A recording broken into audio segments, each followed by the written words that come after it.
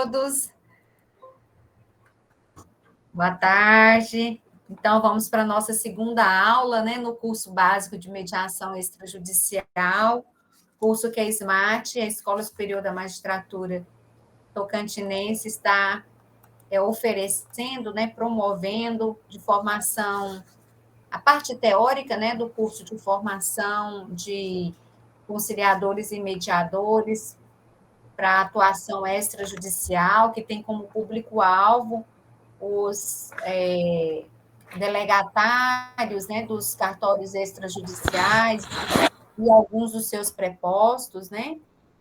Eu vejo que alguns colegas ainda estão entrando, nós temos a situação do link, né? O curso está acontecendo na modalidade virtual, estamos atravessando aí esse momento de pandemia, né? Mas tão logo a situação se normalize, vamos estar promovendo encontros presenciais. Que bom que a gente tem essa ferramenta, né, para não parar com as formações. Nós que acreditamos aí na política judiciária de tratamento adequado de conflitos, especialmente na mediação e na conciliação, nós ficamos muito felizes assim dessas formações, mesmo apesar da pandemia, elas estarem sendo oferecidas, né, pela nossa escola, porque é muito importante aí essa política consensual, ela é sustentada, um dos tripés que sustenta essa política é a formação, a capacitação dos conciliadores, dos mediadores, dos juízes, das pessoas que se dispõem a trabalhar como facilitadores de resolução de conflitos, né? Como terceiros aí que se dispõem a ajudar as partes a resolverem, a encontrarem soluções consensuais aí para a resolução de conflitos. Então, fico muito feliz com essa oportunidade de estar aqui, né? Eu, como magistrada, tenho me envolvido nas formações nessa área, mas principalmente na prática mesmo, com os Sejusques, né? Então, a gente teve a oportunidade de estar à frente da coordenação do NUPEMEC, na instalação de Sejusques, então, acompanhar, né, participar ativamente aí da sedimentação da cultura da paz, né, e da mudança de mentalidade na prestação jurisdicional, diminuindo um pouco aí a cultura do litígio. E aí, então, eu peço licença para a gente começar a passar os slides. Acho que eu cliquei aqui. Então, na aula passada, né, eu acho que nós temos alguns alunos novos ou alguém que não tenha participado da primeira aula. Eu estou feliz com a participação de vocês no fórum. Nós temos aí um ambiente virtual de interatividade, que é através dos fóruns, né? Fórum de apresentação, primeiro fórum de reflexão do módulo 1, e aí depois da aula de hoje, então, nós vamos ter o fórum, a atividade avaliativa. Então, fico com vocês até o dia 30, depois vamos ter aí, na sequência, no módulo 2, o professor Rodrigo, mas até o dia 30 eu vou estar dando feedback de todas as atividades do fórum e da atividade avaliativa para vocês lá no ambiente, no AVA. Então, a gente conversava aqui na aula passada, né, sobre as formas de resolução de conflito, o acesso à justiça como um direito constitucional, um direito humano previsto no artigo 5º, inciso 35 da Constituição Federal, e numa visão de que não só o Poder Judiciário ou o sistema jurídico processual que garante o acesso à justiça, aquele que necessita, né? Então, nós sabemos, né, que a cultura da sociedade contemporânea, ela é uma cultura muito litigiosa, não é só uma cultura do brasileiro, né, mas há uma ênfase nessa sociedade que nós vivemos, essa sociedade atual, de tudo se levar para o judiciário, como o processo é uma conquista da civilização, é uma conquista da civilização. Mas quando nós conseguimos resolvermos os nossos conflitos por conta própria, sem interferência do Estado, nem por isso nós vamos estar deixando de ser civilizado, né? As estatísticas, os estudos, as pesquisas informam que quanto mais civilizado o povo, mais ele utiliza do diálogo, dos métodos autocompositivos para resolver aí os seus conflitos. Nós temos situações, por exemplo, de grandes empresas que já estabelecem cláusulas de mediação, cláusulas de arbitragem nos seus contratos, porque também tem a questão do sigilo, né? Então, para que, eventualmente, num caso de distrato, esses contratos não sejam levados para o judiciário, porque no judiciário o processo, via de regra, ele é público. Então, as grandes empresas, como elas têm toda essa questão do sigilo, elas já estabelecem essas regras e já encaminham, então, os seus litígios para cortes de arbitragem ou para câmaras especializadas aí na resolução consensual do conflito. Eu fiz aquela observação na aula passada de que a arbitragem não é método consensual de resolução de conflito. É um método adversarial, tal como o processo judicial, que nós temos a sentença no processo judicial e temos a decisão do árbitro na arbitragem. Acontece que na arbitragem, tal como no processo judicial, nós temos uma fase destinada à conciliação. Então, passou-se a pregar que, por conta disso, porque a conciliação era mais usada num determinado momento na arbitragem do que no processo judicial, passou-se a falsa ideia de que a arbitragem seria também um processo autocompositivo. Não, a arbitragem é um processo heterocompositivo. Nós vamos ter um terceiro ali substituindo a vontade das partes. E aí, aqui, decorrente dessa cultura de litígio, nós constatamos nas estatísticas um número exorbitante de processos tramitando no Poder Judiciário, né? Em torno aí, cai um pouco, mas gira em torno, oscila em torno de 100 milhões de processos. Tem quem diga que nós temos aí um processo aí, porque como nós somos 200 mil habitantes, né? Então, para cada 2 brasileiros, nós teríamos um processo. E uma média aí de 10 anos de duração.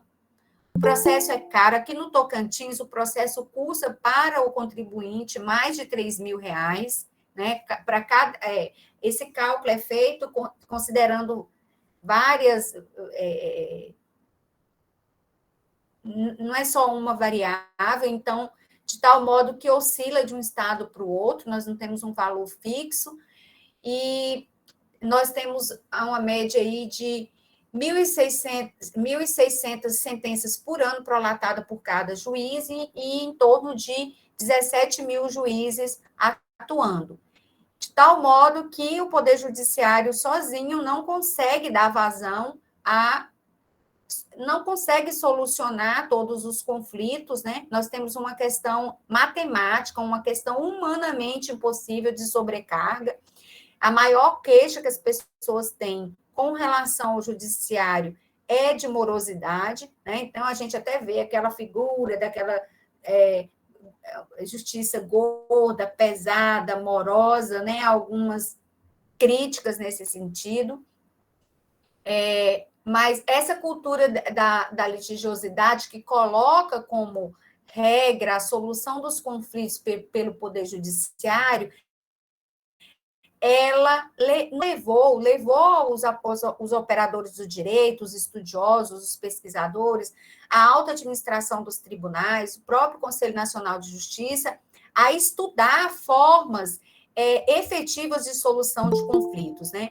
E aí, então, por quê? Porque o Poder Judiciário começou a se preocupar também, deixou de pensar só intramuros, só no que deveria ser feito para o Poder Judiciário. Esse curso aqui é um exemplo, né? Por mais que vocês exerçam uma função delegatária do poder público, a atividade, ela tem uma natureza privada, né? Então, mas por que a gente está com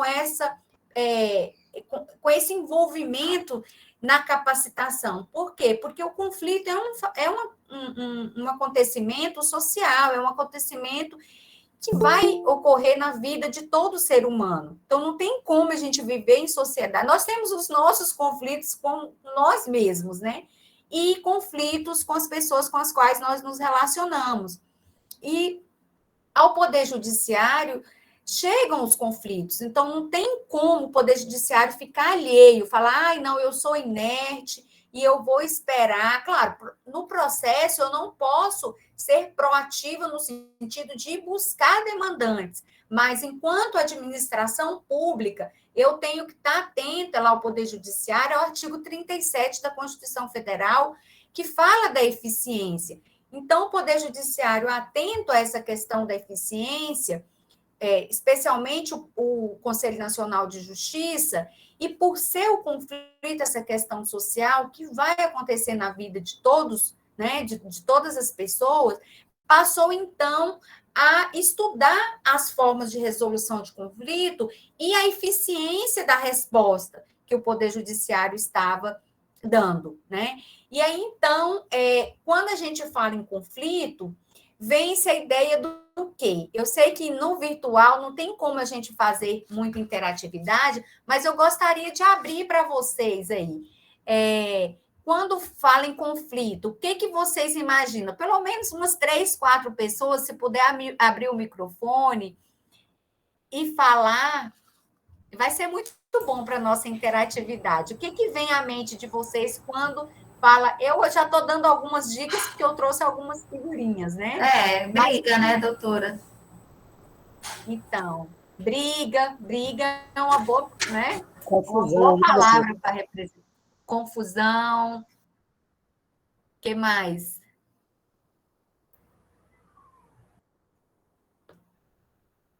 Mais alguém? Agora sim, o que vem à sua mente? Também o rompimento de relações, né? O rompimento, né? Via de regra conflituoso, né? Então, geralmente, né, as palavras que vêm à nossa mente quando a gente pensa em conflito são palavras negativas, né? É muito difícil, assim, a gente já de cara associar o conflito a algo positivo, né? A gente já associa o conflito a uma crise, né? Assim, a uma dificuldade, um problema, algo que a pessoa ali, um embate, uma oposição, uma controvérsia, principalmente nós que somos da área de direito, que estudamos aí nos manuais aí de Carnelucci, Cândido Rangel Dinamarco, né? Por exemplo, o Dinamarco fala que a gente deve remover o conflito por ser ele uma falta, uma degradação social. Então, ele tem essa pretensão. Num dado momento, quando ele escreveu sobre isso, era aquela a concepção que a gente tinha unicamente do conflito, de que o conflito, como era algo negativo, a gente tinha que evitar todos os esforços para removê-lo, né? Por conta dessa visão, a definição lá de Carnelucci, de que a lide é a pretensão resistida. Então, se tem lide é porque existem duas partes se opondo. Então, o juiz tem aquela preocupação de fixar no processo os pontos controvertidos da lide, né?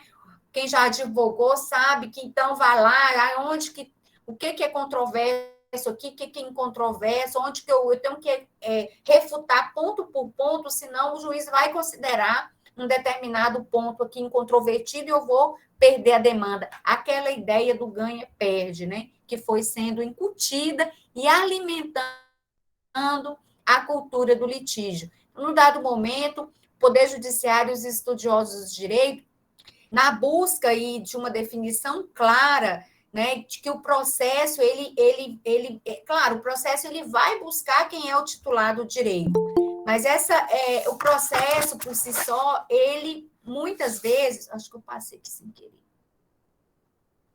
ele não consegue evidenciar qual é a causa do conflito. Por quê? Porque o conflito, ele é complexo, né, às vezes. Então, para apresentar, para o processo por si só apresentar uma resposta oferecida pelo ordenamento jurídico. Até um dado momento, a gente ficou tentando resolver as questões sociais, os problemas relacionados no processo, apenas com que o ordenamento jurídico, as leis, as normas, especialmente nós que somos positivistas, estabelecem.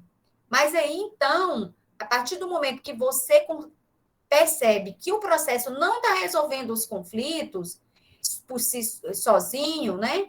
Então, que você precisa entender a causa de determinados conflitos, né? Que é aquela resistência em aceitar a posição alheia, os interesses contrapostos. Nós, operadores do direito, começamos, então, a perceber a importância de verificar também os aspectos sociológicos, psicológicos e filosóficos dos conflitos, né? Então, por essa razão, a interdisciplinariedade se revela como um importante instrumento para a compreensão adequada da ocorrência conflituosa. Né? Então, nessa perspectiva interdisciplinar, o conflito, então, ele passa a ser algo salutar, que pode proporcionar o crescimento, o desenvolvimento da personalidade. Então, os estudiosos chegaram a essa conclusão. Poxa, o conflito ele vai ser inevitável. Não tem como você falar, eu vou estudar todos os manuais sobre cultura da paz, sobre as técnicas da mediação, a comunicação não violenta. Tá, você vai evoluir, você vai se conhecer mais, você vai conhecer mais de relacionamentos, mas vez ou outra você vai se envolver em algum conflito. Então, nós, na posição que nós nos colocamos de resolvedores de conflitos, juiz ou mediador, conciliador, de facilitador, nós temos que ter essa visão de que não é só o direito que vai dar todas as respostas, que nós precisamos, por isso que a formação ela tem que ter essa ampliação para esses aspectos psicológicos, filosóficos e sociológicos, né? Então, ao invés de resistir, nós temos, então, que respeitar esses enfoques. A Fernanda Tartucci, a grande civilista, né? E ela tem a tese dela de mestrado, é na área da mediação de conflitos, eu gosto muito, inclusive eu estou com o livro dela aqui, né? Mediação nos conflitos civis, que é da editora Método. Acho que eu coloquei lá no AVA para você. Se eu não coloquei, vou colocar como referência bibliográfica. Então, ela diz que, e referenciando Mauro Capelletti, né, ela destaca que os tradicionais domínios do direito estão sendo invadidos, num sentido positivo, esses invadidos, né, pelos sociólogos, pelos antropólogos, pelos economistas, psicólogos, cientistas políticos, e aí nós vamos resistir a essa invasão? Não, muito ao contrário, né? É uma forma, esse olhar desses outros ramos da ciência areja, né, o sistema jurídico, gerando, então, oportunidade de diálogo entre estes e as disciplinas sociais, entre os sistemas jurídicos e essas disciplinas sociais, né? Então, a interdisciplinariedade, ela possibilita, porque se nós estamos trabalhando com resolução de conflito, é algo que tem todo o interesse da sociedade, né? É para harmonizar as relações sociais, interpessoais. Então, como que nós vamos ficar aqui apenas na ótica do direito, né? Especialmente um direito tão positivado como o nosso, que a lei nunca vai conseguir contemplar, né? Hoje, claro, nós temos a nossa Constituição Federal Cidadã, que dá todo um respaldo, ela é uma Constituição principiológica, então nós estamos um pouco nos desvencilhando das amarras do sistema positivista, temos o controle de convencionalidade, né? Porque usamos aí, se o Brasil é signatário, por que os juízes ainda usam tão poucos tratados internacionais se nós somos signatários dos principais tratados internacionais, né? Então, vamos usar do controle de convencionalidade para aplicar aqui nas lacunas onde a lei não conseguir abranger, se for um direito, especialmente um direito humano, vamos usar, através do controle de convencionalidade, os tratados internacionais. E aí, então, com isso, a gente vai mudando um pouco aí a cultura do direito. É certo que o processo, ele costuma aí ser abordado por apenas, às vezes, né? É claro que a gente já está, o que eu tenho trazido aqui é que essa visão está mudando, mas pela técnica jurídica, né? O José Carlos Barbosa Moreira sustenta dessa forma. Todavia, a realidade ela se revela como essencial um tratamento eficiente das disputas, com uma abordagem, uma contribuição dessas outras áreas da ciência que eu acabei de citar, né? É inexorável, assim, nesse presente momento que nós estamos vivendo na sociedade, que é tão hiperdinâmica, essa mudança de olhar, né? Porque os conflitos também, eles vão se incrementando, eles vão mudando. Hoje a gente tem a internet, tem essa interatividade. Então, a forma que nós resolvíamos conflitos lá atrás, antes da internet, antes dessa toda essa realidade que a pós-modernidade nos trouxe, não é a mesma de hoje, né? Então, exige com isso que os sistemas jurídicos e os métodos sejam mais ágeis e sejam mais atualizados, né? Porque é fato que a gente, nessa aceleração dessa sociedade hiperdinâmica, ao mesmo tempo que exige da gente uma criatividade na resolução de conflitos, essa sociedade, as pessoas estão cada vez mais abertas ao diálogo. Né? É um paradoxo, porque a gente tem que avançar, ela nos exige inovação, criatividade, ao mesmo tempo ela se retrai, ela rejeita, né? Dialogar, conversar, ser mais empática, né? É uma sociedade que a gente pode dizer assim que ela está convulsionada. E nós somos chamados para ajudar essa sociedade, nós, operadores do direito, juízes, e aqui eu vou dar muita ênfase ao papel do juiz, do conciliador, do mediador, porque é o objeto do nosso curso, né? Preparar vocês para serem excelentes mediadores e conciliadores. Já são excelentes profissionais, né? Na atuação de vocês, e agora vão também vão ser excelentes mediadores e conciliadores.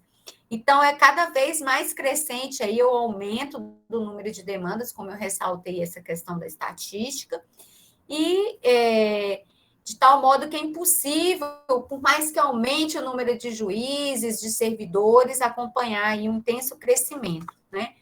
Até porque até o próprio Estado, né, é um grande gerador de conflitos. Vocês aí na questão fundiária, de registro de imóveis, de parcelamento do solo, vocês devem ter inúmeros exemplos para dar, como nós temos aqui dos processos, de situações que foram causadas por ação errada do Estado, equivocada, de má fé ou simplesmente por falta de perícia, né, de expertise, de técnica, né, e também por conta de omissão, né? Então, invasão de terreno. Então, são inúmeras situações que o próprio Estado cria, nós temos também o próprio Estado como gerador de conflitos, né?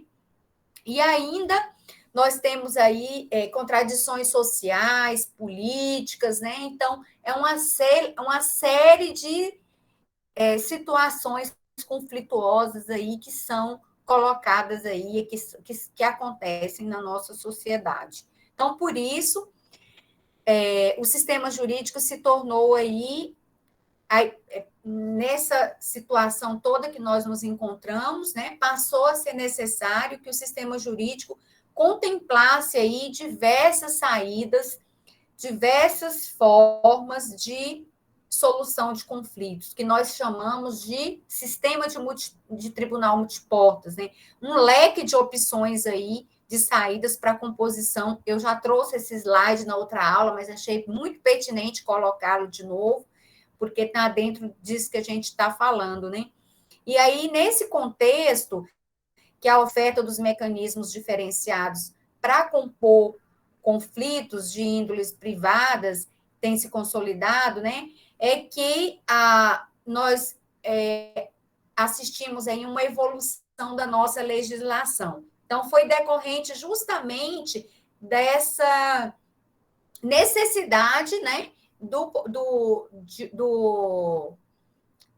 não só do Poder Judiciário, né, mas das formas de resolução de conflitos se atualizarem para as necessidades da nossa sociedade pós-moderna. Então, não é uma invenção do Poder, não é algo vertical do Poder Judiciário. O próprio Poder Legislativo, impulsionado por essas mudanças sociais, diz, olha, nós temos que aprovar, adequar a nossa legislação a essa realidade social contemporânea que exige que os conflitos eles possam ser resolvidos pelo judiciário, certo? Mas também por outras formas, usando outras técnicas, né? Sem desprezar a ordem, a segurança jurídica, sem desprezar o que o ordenamento jurídico estabelece, mas, então, nós assistimos essa evolução legislativa com o novo CPC, a lei da mediação,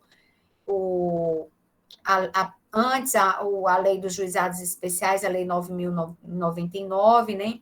Então, o modelo tradicional de solução de conflitos pelo Poder Judiciário, a busca, né, da solução final, acaba se resumindo a resolver, né, apenas a crise jurídica. Nem sempre o processo consegue ver o conflito como um todo, né, deixando em aberto outras questões, o que nós chamamos de lide subjacente.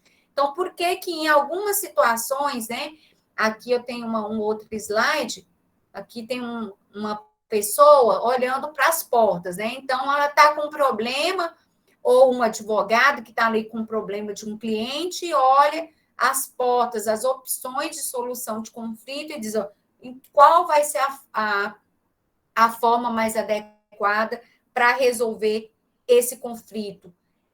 Vai ser o processo judicial, então eu vou levar para o judiciário. Vai ser uma mediação, uma conciliação, ou uma arbitragem, ou uma negociação, eu vou levar para essa porta, né? Então, é uma forma de acesso, como se para você chegar ao judiciário, você tivesse várias antessalas, né? Para chegar ao Poder Judiciário. Você não precisa já ir direto ao Poder Judiciário para resolver conflito. Eu acredito que vocês vão atuar muito na fase pré-processual, né? Por isso é muito importante ter essa ideia. Vocês vão estar como se na antessala, né?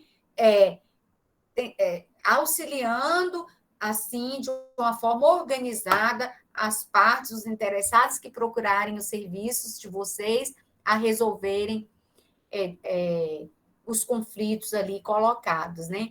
E aí, sempre com essa ideia de conflito, e de que na mediação e na conciliação nós conseguimos visualizar, via de regra, todo o conflito, o que às vezes não aparece no processo, que fica a causa, às vezes, do conflito, que não aparece, né? Porque a lide, ela tem ali os seus limites, né? Então, depois que a parte, por exemplo, a parte contrária contesta a ação, não pode haver inovação do pedido, salvo se a parte requerida concordar.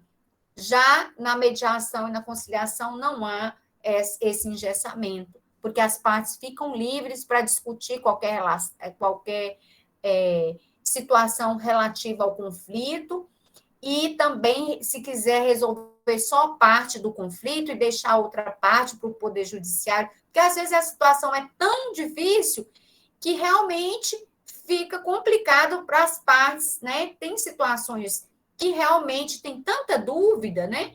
que é melhor deixar, então, para o Poder Judiciário resolver. Por isso, temos que ter serviços de conciliação e mediação bem estruturados, funcionando como deve, para que o Poder Judiciário se volte para aquelas situações que realmente precisem da resposta do Poder Judiciário, né? Porque muitos conflitos estão ficando sem ser apreciados por conta desse avalanche de processos que a gente recebe e a gente não consegue fazer uma gestão, cai tudo na mesma vala, por mais que a legislação fale que a gente tem que observar, né, a ordem cronológica dos processos, mas são tantas urgências que vão aparecendo que muita coisa vai ficando, né? Então, por exemplo, o Estatuto do Idoso garante que o processo do idoso tem prioridade, mas quantos processos eu tenho na minha vara de interesse do idoso que está lá parado, porque é humanamente impossível para um juiz só conseguir. Eu tenho 6.000 processos na minha vara, é uma vara criminal hoje que eu estou, né? Então, aí, se for um processo contra adolescente, então nós temos inúmeras metas, mas uma meta, não é que uma meta se choca a outra, você está cuidando de uma meta que a outra está deixada de lado, né? Então, realmente, os conflitos estão aí. Propósito, antes de passar para o outro eixo aqui da minha aula, da nossa aula, né? Então, eu queria passar um videozinho, assim, ainda nessa... do que a gente está falando sobre conflito, para dar uma relaxada, assim. Eu vou tentar aqui, vou conseguir. Deixa eu só passar aqui, parar. Vou aqui, uma guia.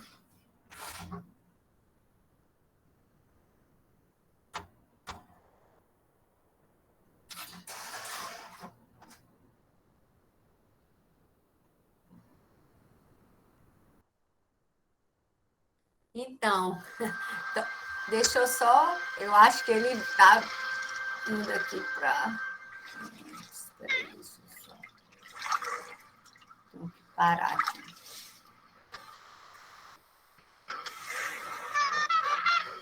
Deixa eu só parar aqui esse outro.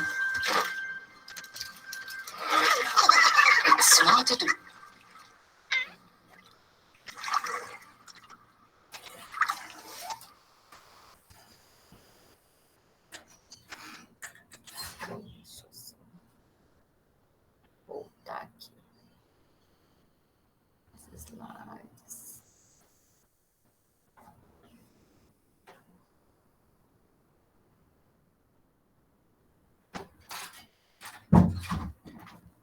Agora conseguem ver os slides? O slide, né? É verdade. Me ouvem?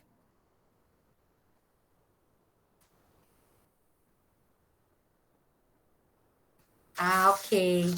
Então, vocês viram aí no vídeo, né, quanta intolerância. O que a falta de diálogo, né, de compreensão levou e gerou, né?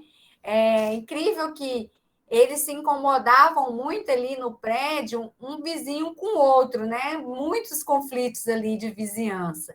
Mas o avião que passava ali todos os dias, fazendo aquele barulhão, não os incomodava. Então, às vezes, o foco está tão ali naquele problema que você não consegue ver o todo, né? Então, é um exemplo, acho bem bonitinho, que é um vídeo rapidinho, mas que retrata bem aí o que a intolerância, a dificuldade aí com o diálogo faz, né? Leva as pessoas ao caos. No final, ninguém saiu ganhando, todos perderam, né? Foi a destruição de todos ali, que foi o final, né? Então, os métodos consensuais de resolução de conflitos, eles não têm a pretensão de substituir o Poder Judiciário ou de serem melhor que o Poder Judiciário, né? Mas eles, nessa visão de tribunal multiportas, eles ampliam a visão, a abordagem. Hoje ela passou a ser muito mais qualitativa do que quantitativa. Então, é muito mais importante a gente resolver que seja eu, quanto magistrada, resolver um processo, ouvindo as partes, com aquele cuidado, pensando ali, atenta, consciente de que por trás daquele processo, daqueles números ali, existem pessoas do que efetivamente resolver aí em uma centena ou milhares de casos, né? Da mesma forma, o mediador, o conciliador. Então, hoje se busca muito mais a qualidade do que a quantidade, né? Então, e aí a cultura, o modo de encarar os conflitos, né? Porque eles vão acontecer, mas de buscar soluções consensuais, diminuindo aí a cultura da litigiosidade. Então, a gente tem trabalhado aí no desenvolvimento da cultura da paz, né? Incentivando aí as práticas autocompositivas, sem desprezar as práticas heterocompositivas, né? Porque nas práticas autocompositivas, as pessoas são levadas a uma consciência de que elas podem, elas são empoderadas ali, no sentido de, olha, você deve se envolver. Quantas vezes, assim, eu fazendo uma audiência, especialmente quando, às vezes, direito que envolve direito de menor, às vezes uma situação com um filho. Eu lembro de uma vez que a mãe da criança, do adolescente, chegou e falou: doutora, eu estou aqui, a senhora me chamou, era uma audiência lá no juizado. A senhora me chamou e eu tenho mais o que fazer, eu estou perdendo meu tempo. E aí eu tive que usar, né, toda uma comunicação não violenta. Falei, então eu percebo, né, que o tempo é importante para a senhora como conciliador, porque às vezes você vai estar lá, você designou uma sessão, e aí a outra parte, às vezes a parte que vai solicitar o cartório, ela vai chegar com paciência, porque ela levou a situação, ela pediu a mediação, né, para vocês marcarem uma mediação, e aí ela vai chegar com paciência, mas aquela outra parte que foi convidada para a sessão, ela vai chegar, via de regra, até porque ela é fruto dessa sociedade, né, acelerada, essa sociedade convulsionada, e ela vai chegar lá falando: o que vocês estão querendo comigo? Eu não tenho tempo para isso, para esse blá, blá, blá, vamos ao judiciário. Aí você não vai poder bater a mão na mesa e dizer: aqui eu que mando, aqui eu sou o cartorário, você vai responder por desacato, ou isso ou aquilo. Não, você vai ter que tentar ser empático, né? No sentido que você não precisa aceitar aquele comportamento, mas você vai entender que a pessoa está tão desestruturada ou está tão perdida que é só o que ela consegue ser ali naquele momento. E você vai tentar, através de técnicas da comunicação, que o Rodrigo também vai ensinar aqui, você vai respirar e vai dizer: olha, eu vejo que para você o tempo, né, é muito importante. Então, nós vamos aqui fazer de tudo para cumprir. Então, a sessão está designada para começar às 15, agora são 5 para as 15, então a gente vai começar no horário, vai terminar no horário, e tarará. E aí a pessoa vai entendendo que você está ali querendo. Então, na situação lá daquela senhora, eu falei: olha, eu vejo que para a senhora o tempo é muito importante, então para a gente também, por isso que a gente marcou essa audiência hoje, para tratar do assunto do seu filho. E aí ela foi convidada, então, de uma forma, né, assim, usando essa técnica de comunicação, você faz um afago e traz a pessoa para você ali, né? Então, e vai mudando as mentalidades. Então, nós estamos vivendo aí, o paradigma já foi quebrado, de você pensar resolução de conflitos só através do Poder Judiciário. Não existe mais esse pensamento. O que prevalece hoje é a resolução de conflitos nessa visão aí de tribunal multiportas. Eu já falei da evolução legislativa decorrente, então, desses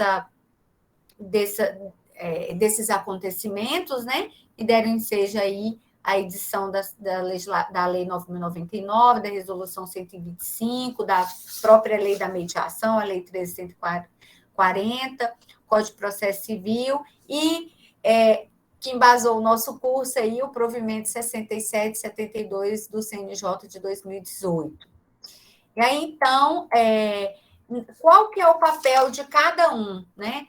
O nosso enfoque aqui não é na heterocomposição, né? Não é no processo judicial litigioso, mas na autocomposição, na possibilidade das partes, pela conciliação e mediação, a autocomposição não contempla só a conciliação e mediação, mas o nosso foco aqui no curso é na conciliação e na mediação. Então, qual que é o papel do CNJ? O papel do CNJ é definir o programa nacional, a política pública, pensando no Brasil como um todo, né? Esse Brasil nosso que é continental, que tem diversas realidades.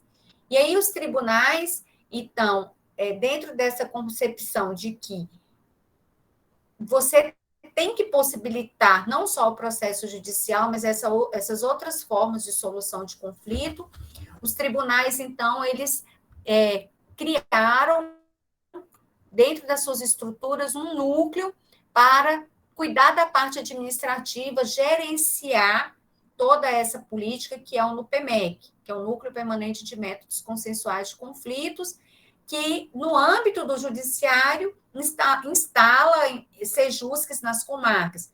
Pode instalar sejusques, inclusive, nos cartórios extrajudiciais, né, em parceria, nas faculdades, né, dependendo, por exemplo, talvez Palmas, um cartório grande, tem interesse de ter ali dentro dessa estrutura um sejusque. Quem sabe isso pode evoluir para uma parceria com o Poder Judiciário. E também a mediação, essencialmente extrajudicial, privada, ela não passa por nenhuma fiscalização do Poder Judiciário. Então, as câmaras privadas, elas podem funcionar, nós temos algumas já no Tocantins, né? Então, principalmente em Palmas, então, elas não precisam se cadastrar previamente, elas não são fiscalizadas pelo Poder Judiciário, porque elas são extrajudicial privadas. Agora, a partir do momento que elas resolvem se receber processo, porque o Código de Processo Civil contempla essa possibilidade do judiciário encaminhar processos para as câmaras privadas, aí sim elas precisam se cadastrar, se submeter a um regramento de, inclusive, serem fiscalizadas aí, porque elas vão estar recebendo processos judiciais para estar realizando aí as audiências de conciliação, as sessões de conciliação e mediação. E qual o objeto?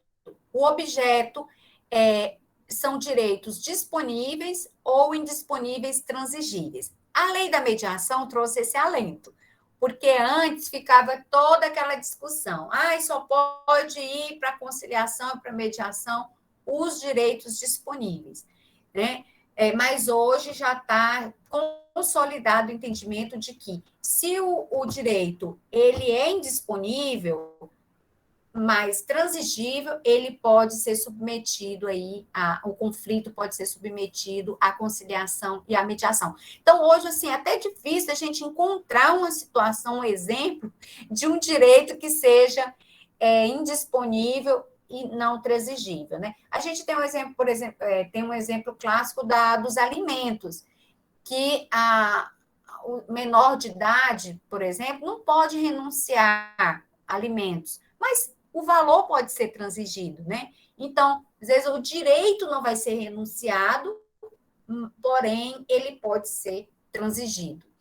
Então, abrange todo o conflito ou parte do conflito, né? Então, não necessariamente, eu estou ali com um caso, uma situação para resolver. As partes não querem fazer o acordo na totalidade, faz o acordo apenas parcial, faz o acordo da forma que as partes, os donos do conflito, né? Eu até coloquei lá no material de apoio o texto que diz: os ladrões, né, de conflito, ele foi traduzido, e foi até a Gisele, a colega Gisele, que traduziu em um outro curso que nós fizemos, e eu me apropriei desse texto, que eu achei muito bacana, porque é isso, às vezes a gente, essa ideia de, mas não pode transigir esse direito, não pode transigir, é um direito indisponível, não se pode fazer esse acordo porque ele abrange apenas parte do conflito. Poxa, nós não somos donos do conflito. Se as partes chegarem a um consenso para resolver apenas parte do conflito, não somos nós que vamos atrapalhar, né? E a conciliação e a mediação são procedimentos essencialmente de comunicação. Então, é necessário utilizar as técnicas que vocês vão aprender nos próximos módulos de comunicação. Então, fazer um raporte. Então, o que é o raporte? Ali no início da audiência, no início da sessão, você se apresentar. Né? Tem gente que não se apresenta. Eu, assim, com a medida, quanto mais a gente estuda os métodos autocompositivos, mais a gente melhora também a nossa performance atuando nas outras atividades, porque a gente passa a ficar atento a algumas questões. Então, às vezes, você vai se dirigir ao seu balcão para atender uma pessoa e você não se apresenta, né? O seu funcionário te chama, o seu preposto, e você chega, é assim, assim, assim. Não, se apresenta, diz, você já vai evitar. Quando a gente se apresenta, a gente já evita uma série de problemas. Então, você diz, olha, eu sou fulano, eu estou aqui para entender o que está acontecendo, estou aqui, né? Eu fui designado, ou então fulano procurou o cartório, e nós estamos aqui para essa sessão de mediação, gostaria que vocês se apresentassem, falassem por qual nome vocês gostariam que fosse chamado, eu queria esclarecer que aqui eu não estou exercendo o papel de juiz, mas de mediador, de conciliador, no sentido de ajudar vocês aí a resolverem essa situação conflituosa que foi trazida, o que foi colocado, o que vai ser colocada, né? E aí, então, fazer um brainstorm, né? Dar oportunidade para as partes falarem, enquanto as partes falam, você escuta, né? No início já estabelecendo o procedimento, porque já facilita o controle, e aí, então, depois você pode fazer o afago, né? Principalmente o advogado, porque às vezes o advogado diz, olha, já chega, meu cliente não vai fazer um acordo, e não adianta, já está orientado, aí você diz, olha, doutor, é muito importante a participação, que bom que o senhor veio, é muito importante a participação do senhor, porque aí o seu cliente vai ser orientado juridicamente, então vou tratar de algumas questões aqui, técnicas da mediação, mas a parte jurídica, o senhor vai ter toda a oportunidade de orientar o seu cliente. Pronto, você já fez o afago, já ganhou o advogado, né? É uma técnica o afago ao advogado, ou o afago a quem esteja ali participando. O teste de realidade, né? Porque às vezes a pessoa vai lá, faz um acordo, ela não consegue arcar. A pessoa ganha um salário mínimo, faz o acordo para pagar uma prestação mensal, uma determinada resolução de um contrato lá, de 2 salários mínimos. Você está vendo que a pessoa não vai conseguir pagar. Então, não adianta. Você está ali como facilitador, como um terceiro imparcial. Então, você vai dizer, olha, mas você vai conseguir pagar? Olha, você informou lá no início da sessão que você recebe um salário mínimo por mês. Como você vai fazer para arcar? Sem fazer um juízo de valor, né? Sem falar, olha, esse valor é pouco, é muito, ou você não presta, como eu não faço isso na minha vida, de deixar contas atrasadas, deixar ser protestado. Então, assim, tem o conciliador e o mediador são profissionais que não fazem juízo de valor, não fazem, não fica dando sabão em ninguém, não fica ali, não é para isso que o conciliador vai se colocar ali como auxiliar na resolução dos conflitos, né? Então, é um procedimento essencialmente de comunicação, utilizando essas técnicas, não só essas que eu mencionei, que eu exemplifiquei aqui, mas outras mais, que vão ser faladas aqui ao longo do curso. E o acordo é uma consequência da correta aplicação das técnicas, né? Então, se às vezes a gente é muito cobrado, mas quantos por cento dos casos vocês conseguem resolver com a conciliação? Sim, a Justiça em Números do CNJ até aponta que pelo menos 12% dos processos que chegam ao judiciário, eles são resolvidos pela conciliação e mediação. Pode até achar pouco, mas só 12%? Mas são 12%. Né? Geralmente, quando as pessoas levam o conflito para o Poder Judiciário, a espiral do conflito ela já está, né, numa fase muito avançada, é mais difícil você conseguir resolver o conflito no âmbito do processo judicial, né? Pré-processualmente falando, antes do ajuizamento da ação, é muito mais fácil você conseguir, porque ainda não tem esse acirramento, né? Então, lá o Rodrigo vai falar também da espiral do conflito. Então, para nós que acreditamos nessas formas consensuais de resolução de conflito, os índices não importam, claro que é um referencial que nos aponta, olha, o conciliador está bem preparado ou não, as partes ainda estão muito voltadas para o litígio ou não. A gente consegue fazer um mapeamento até para planejar as ações de aperfeiçoamento, né? Mas não é o mais importante. O acordo vai ser uma consequência de um trabalho bem feito. E às vezes o acordo, ele não acontece, mas as partes, elas saem, porque a mediação ela é transformativa, então as pessoas saem melhor, elas saem com mais clareza, porque elas vão ter ouvido a outra parte, elas vão ter uma compreensão melhor ali da situação. No Tocantins, aqui, nós tivemos a felicidade, 2017 2018, de conseguir um índice de 22%, né, de acordos através da conciliação no âmbito judicial. Nosso tribunal foi o que ficou em primeiro lugar aí no Justiça em Números, na categoria de tribunais de pequeno porte. Então, fruto dessa política aplicada de uma forma adequada, né? Com conciliadores capacitados, estruturar toda uma estrutura para a realização das audiências, né? Então, é muito importante aí cuidar na organização dos serviços. E o conciliador e o mediador, ele vai ter atuação tanto judicial, como eu venho falando, como extrajudicial. O artigo 149 do Código de Processo Civil diz que o conciliador é um auxiliar do juiz no âmbito judicial e pode ser também voluntário, remunerado ou prolabore voluntário. O prolabore é o que vai receber por ato, né? Que é o que está lá no 169 do CPC. E também a atuação extrajudicial, ser um mediador extrajudicial, que não precisa nem ter essa formação que nós estamos aqui realizando, a realizada nas cortes de arbitragem, nas câmaras privadas, nas câmaras de prevenção e resolução administrativa de conflitos, né, que é o caso das câmaras da AGU, agora com vocês nos cartórios extrajudiciais, decorrente aí do provimento 67, pelas plataformas digitais, as ODRs, né? Então, tanto no âmbito judicial como no âmbito extrajudicial. E aí o nosso legislador, ele fez essa distinção, de que o conciliador, ele vai atuar, via de regra, naquelas demandas que as pessoas não tinham vínculo anterior e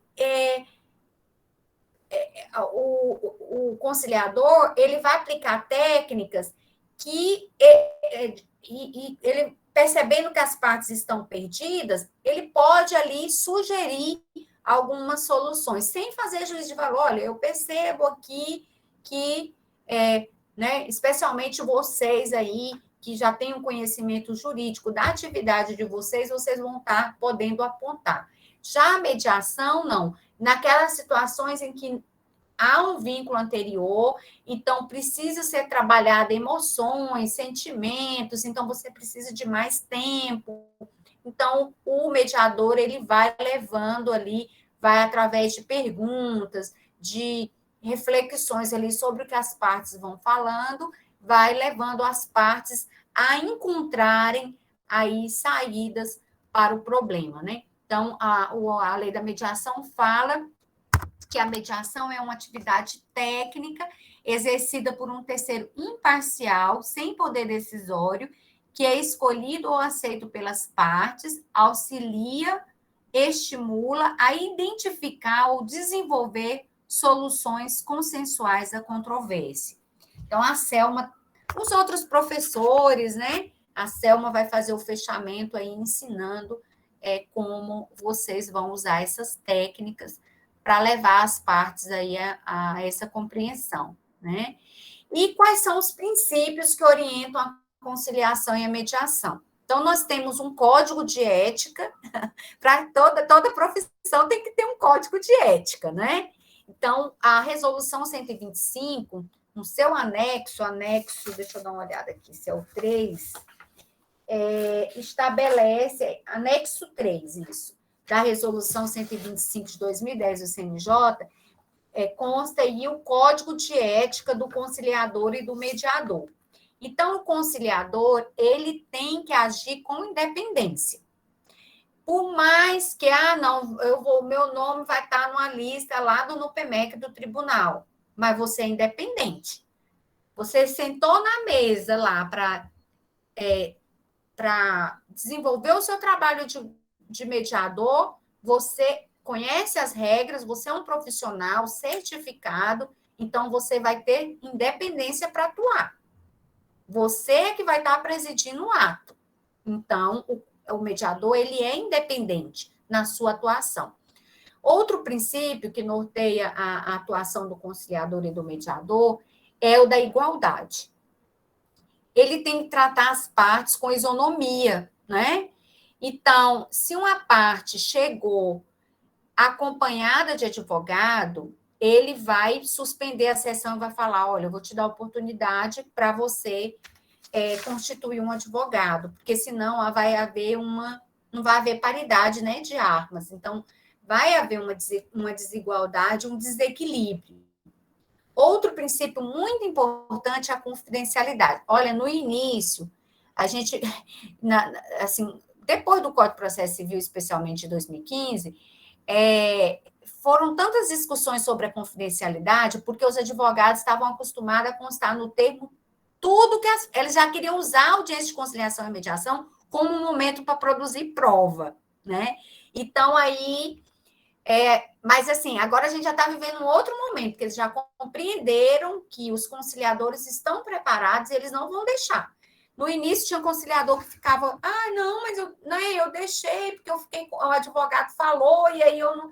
Mas aí, à medida que eles foram ficando mais seguros, hoje isso não acontece mais, já consta no termo que, em razão do princípio da confidencialidade, né, todos foram esclarecidos sobre o princípio da confidencialidade. Então, é muito importante, logo no início da sessão, o profissional informar para as partes, olha, tudo que for falado aqui vai ficar aqui. Então, essa sessão, ela está coberta pelo princípio da confidencialidade. Agora, há uma exceção? Quando as próprias partes resolverem que conste no termo o que elas falaram, aí já vai ser um acordo, né? Eu, geralmente, não, se a parte quer que conste, então o conciliador vai constar no termo da audiência que fez constar ali a fala de um e de outro, ou que o fulano falou isso ou falou aquilo, porque as próprias partes anuíram. Então, eu, como coordenadora de ser justo, eu já fui chamada, né? O advogado não aceitava e não deixava a sessão acabar. E aí o conciliador, doutor, ele não aceita que não tem que não conste a proposta do acordo. E aí eu lembro uma vez que eu falei para o advogado, falei, não, doutor, tudo bem, pode constar, desde que a outra parte concorde. Nessa altura, o outro advogado já foi entendendo, né? Aí, quando eu perguntei, ele falou, não, doutor, eu não quero que conste. Eu falei, não, então não vai poder constar. E o advogado aceitou. Naquele momento, o advogado... Mas eu usei uma técnica da comunicação que a conciliadora não tinha conseguido usar. Claro que o juiz, ele consegue fazer um raporte mais fácil, porque ele já é o juiz ali, né? Então, via de regra, as pessoas tendem a confiar naquilo que o juiz está falando. Agora, o conciliador, ele tem que gastar um tempo, às vezes, muito maior ali no início da audiência, para fazer o raporte, para ele conseguir a confiança das partes, para que as partes entendam que ele é um profissional que está ali para ajudá-las, que ele é imparcial, porque é o próximo princípio aqui da imparcialidade. Então, as mesmas regras, né, que existem para o juiz, existe para o conciliador e mediador, então não vou poder mediar conflitos de parentes, de inimigo, de amigo íntimo, porque eu tenho que ser imparcial, né? Também a boa-fé, a oralidade, a atuação, ela é oral, via de regra, por isso que no termo vai constar o essencial, porque é uma prática da comunicação, tem que respeitar a autonomia e a voluntariedade, as partes não são obrigadas a ficar num procedimento de mediação, por mais que uma delas queiram, se a outra não quiser, você vai ter que encerrar o procedimento, né? Porque é necessário essa voluntariedade. Em razão dessa oralidade, há também uma informalidade, né? Mas não vai ser bagunçado, vai ser estruturado, vai ser organizado, mas vai ser informal. Também o princípio da decisão informada, né? O princípio da decisão informada é no sentido de que você não vai ali aceitar acordos que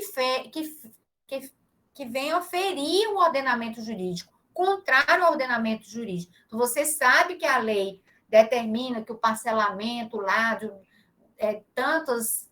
Qual é, Raquel, aí? Tantos alqueires, hectares, então você vai orientar, você vai dizer, olha, eu entendo que vocês estão querendo fazer dessa forma, mas é importante, sem fazer juízo de valor, sem dar sabão em ninguém, mas é importante observar, né, que a lei fala isso.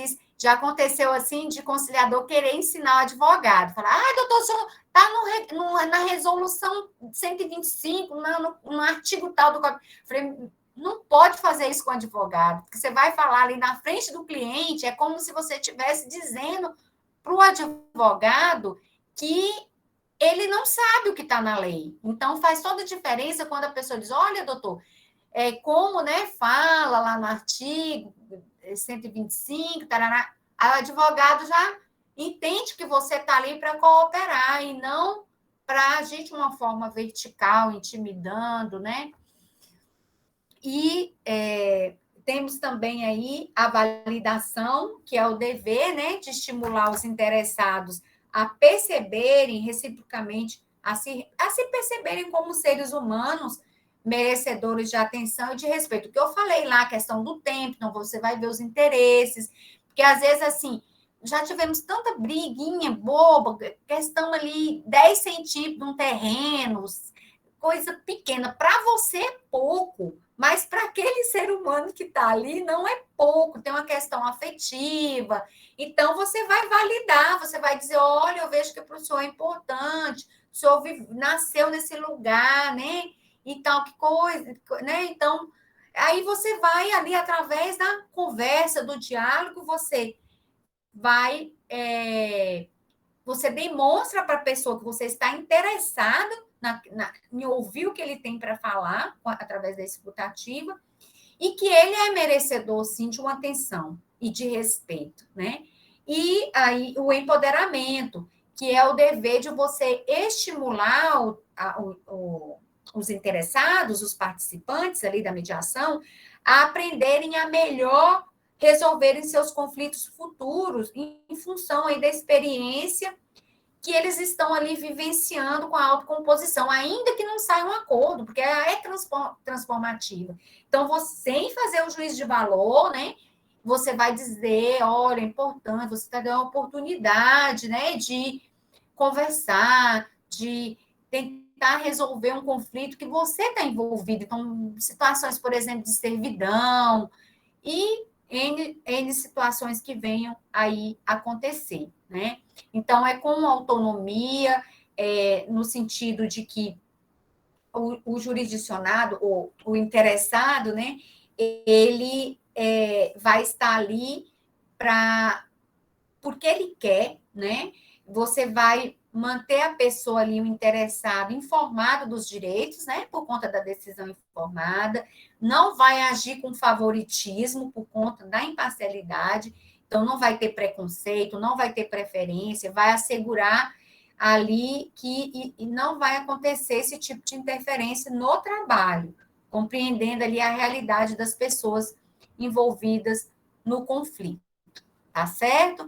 Então, é muito importante aí que o conciliador paute a sua atuação segundo o Código de Ética e o artigo 166 do CPC e a lei, o artigo 2º da Lei da Mediação, né?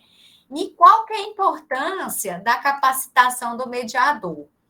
A importância é porque, assim, não se exige do conciliador e do mediador apenas uma intuição, uma boa vontade. Ah, não, mas eu já faço isso. Não. É um trabalho, né, que vai demandar, que demanda uma formação né, dedicada, o estudo das práticas, das técnicas. Então, é muito importante que vocês conheçam, exercitem as técnicas, e depois realizem, participem de cursos de aperfeiçoamento, porque a mediação é um procedimento altamente técnico, estruturado, e o futuro, né, da valorização da mediação vai depender da qualidade, né, dos programas de formação técnica e também da prática, porque não adianta nada a pessoa sair, ter recebido uma boa formação, sair com certificado e não aplicar na prática o que aprendeu no curso, né? Porque vai ter que dominar as práticas, as técnicas de gestão de conflito, e aí, então, se empenhar aí para que essa política consensual, essa justiça consensual, e a cultura da paz seja realmente consolidada. Na ementa fala, né, lá na minha ementa da audiência no CPC, eu trouxe só mesmo, porque eu acho que não é muito foco da atuação de vocês, mas o novo Código de Processo Civil, ele contempla aí a audiência de conciliação e mediação, lá no artigo 90, parágrafo 3º, que fala, né, da isenção de custas remanescentes quando as partes realizam o acordo. Então, porque tem toda essa questão, como vai ficar o custo, né? No pré-processual, nós não cobramos custas. O Código de Processo Civil prevê a possibilidade dos tribunais, mas isso vai depender muito da lei de organização judiciária. Aqui no Tocantins não existe ainda a previsão de cobrança de custas pela realização das audiências. Então, o tribunal, considerando, como eu já tive lá auxiliando nessa parte administrativa, então, a tônica da auto-administração do tribunal é no sentido de que, nesse momento, a gente ainda precisa, sim, pagar o preço, né? A gente precisa trabalhar para consolidar essa ideia de que é possível resolvermos conflitos adequadamente através da conciliação e da mediação. Então, se a gente começa a cobrar, né, alguns estados, Paraná, Goiás, alguns estados já estão cobrando. Mas se você já começa a cobrar, às vezes é um desestímulo, né? Então, o tribunal tem estruturado esse serviço sem cobrar ainda as custas, mesmo que pré-processual, né? Tem estudos da corregedoria no sentido de instituir as custas, um valor lá, já quando a pessoa juizar a ação, para a cobrança. E aí tem um estímulo aí do artigo 90 que diz que se as partes realizarem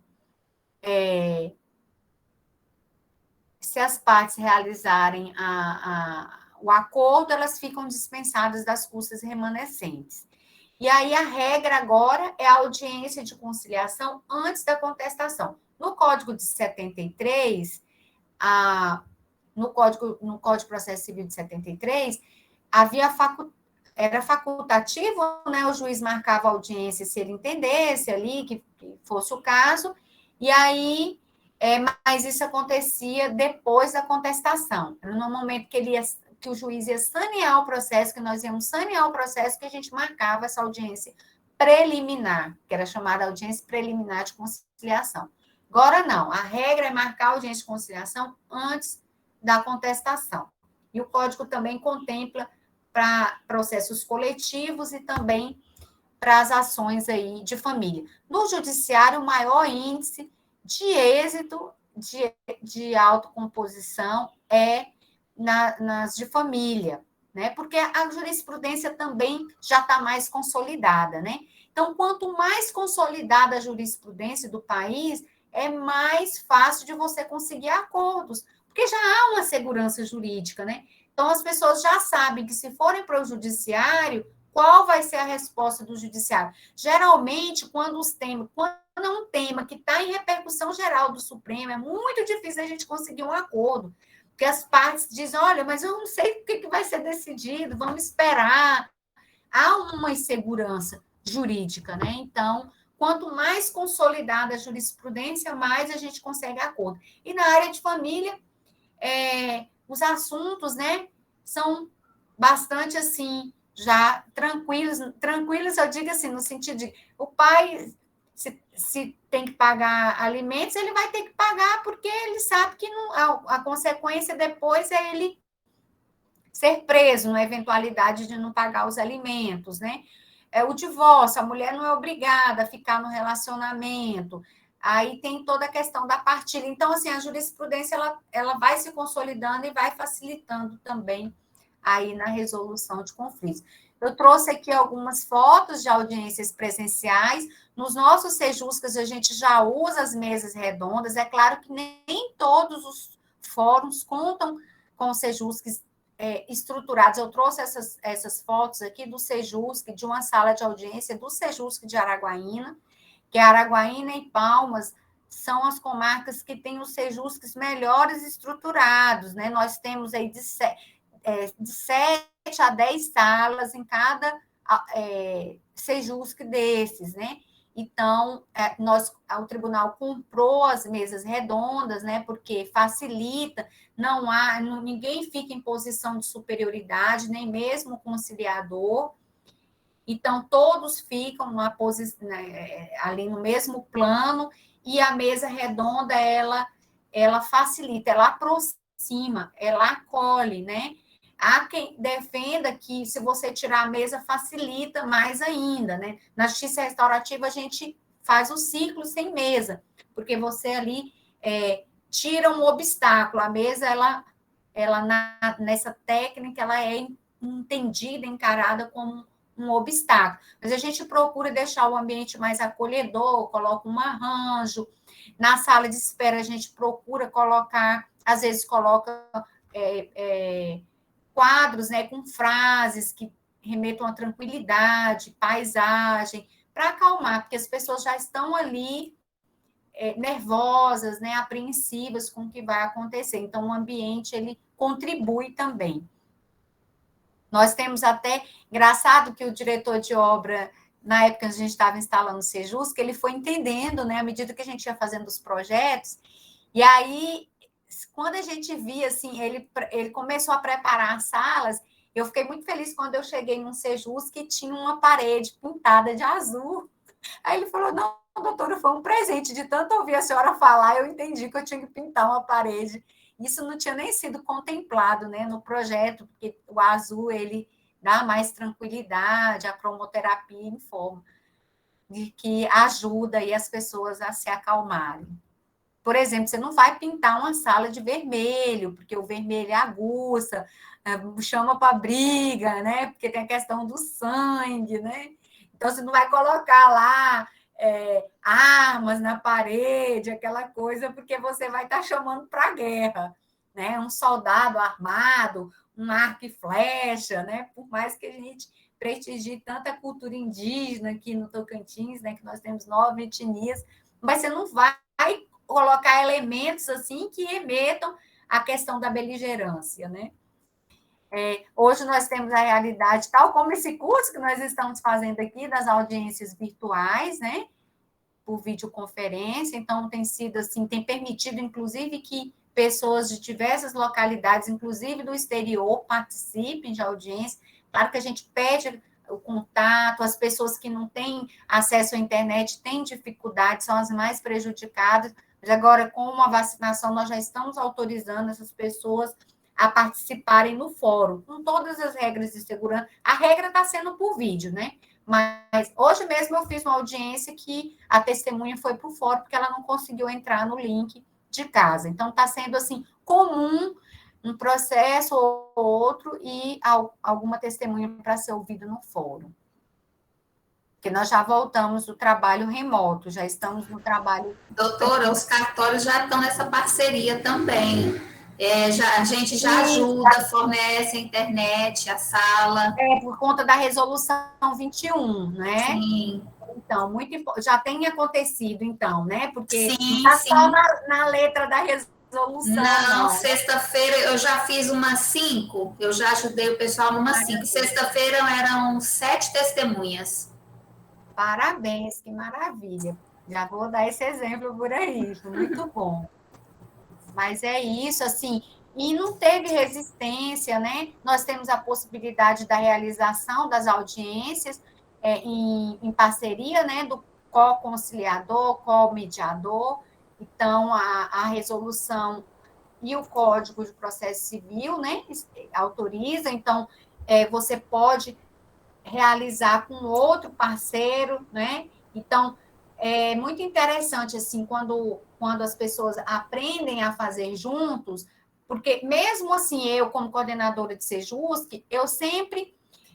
claro que a pessoa já vê ali a figura, não, é o juiz que está aí, mas mesmo quando eu vou fazer uma audiência com o conciliador, aí eu sempre, no início, eu valorizo, eu reconheço ali o conciliador, eu digo, olha, eu estou aqui para presidir essa audiência, mas eu estou com o conciliador. Essa palavra mas até a gente nem deve usar, eu ainda uso muito, porque é uma palavra que é tida como é um advérbio, né? Então, leva você a mas, então eu já estou com algo negativo, eu estou para arriscar essa palavra, mas ela é necessária muitas vezes, né?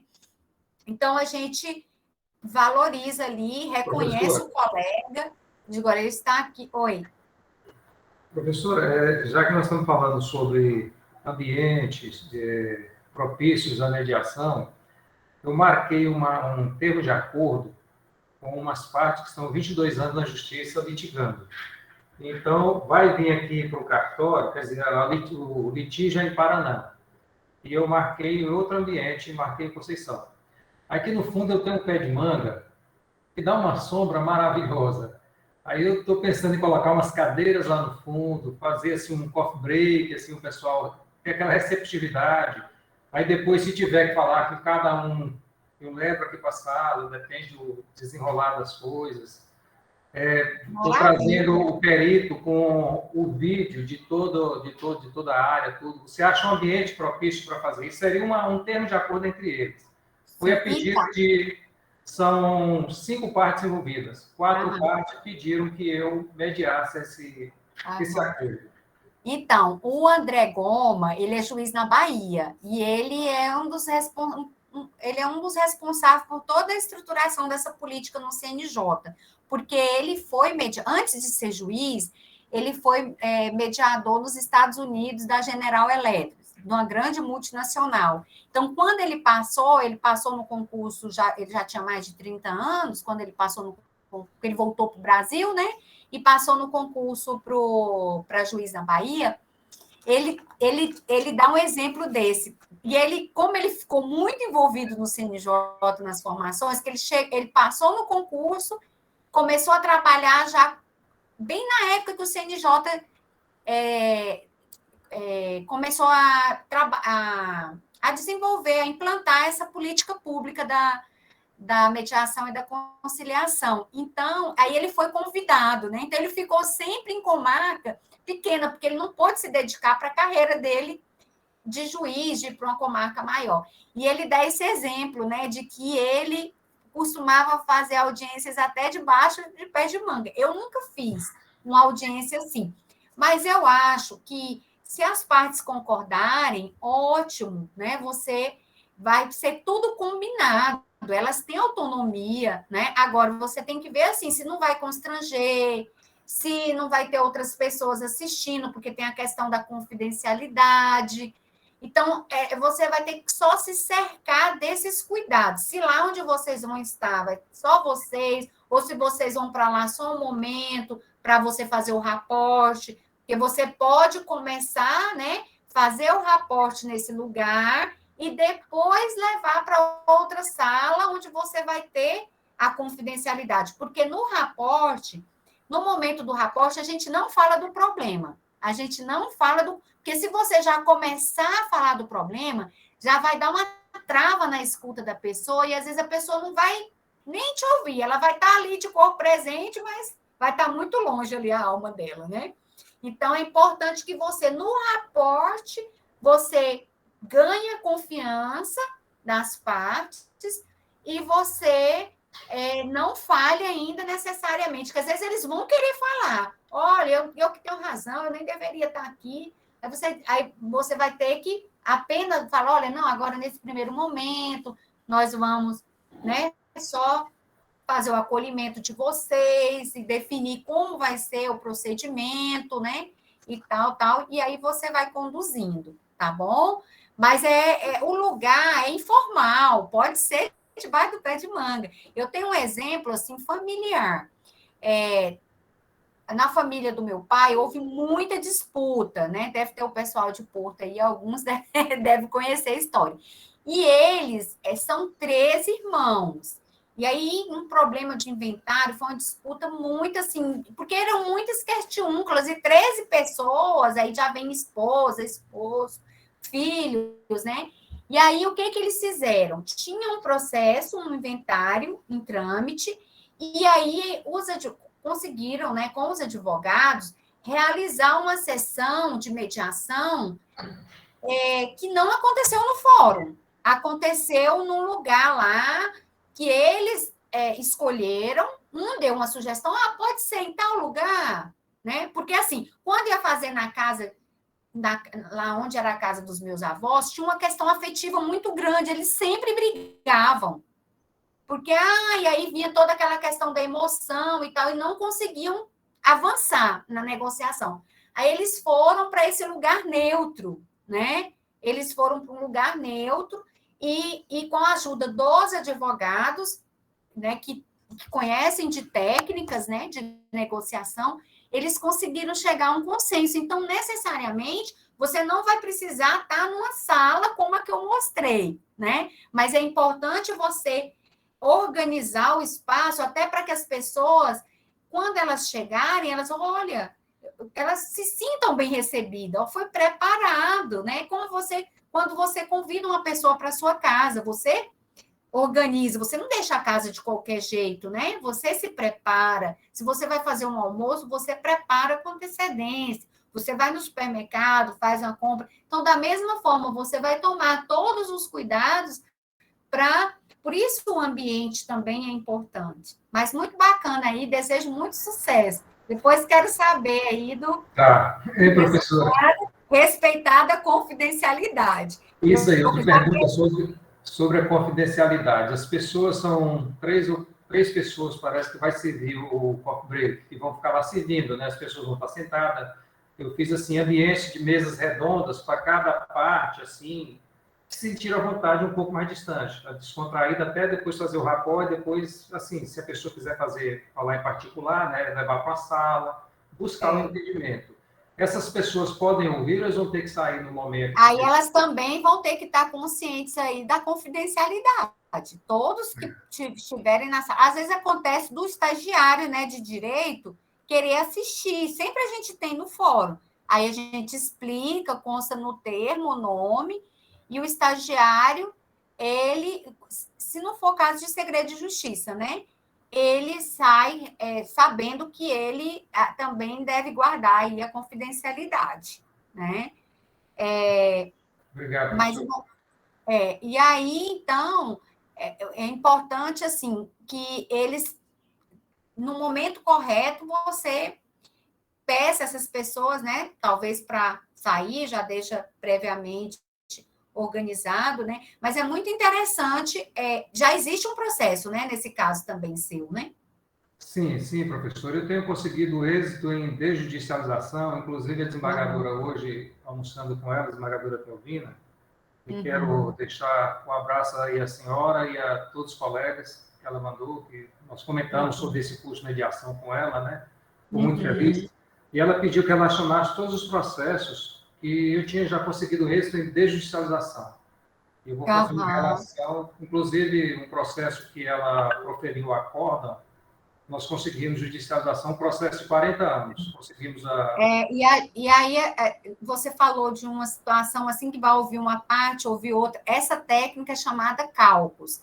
Só que, assim, no início, você tem que falar. Quando você vai abrir a sessão, você tem que dizer, você tem que estabelecer já o procedimento.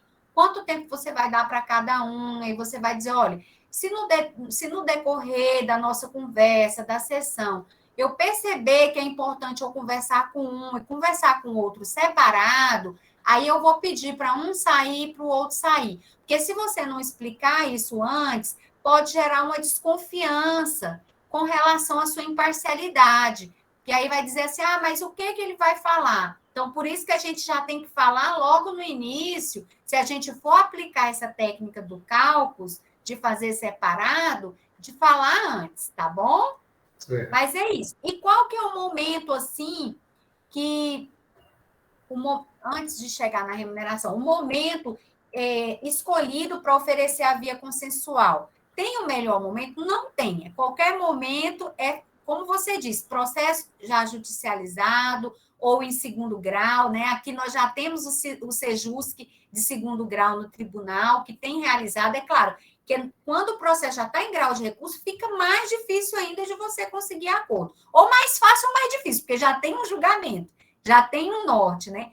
Interessante num mutirão, num esforço concentrado lá no tribunal, que um advogado levou uns clientes dele lá de Filadélfia, da disputa lá referente lá às indenizações da usina, né?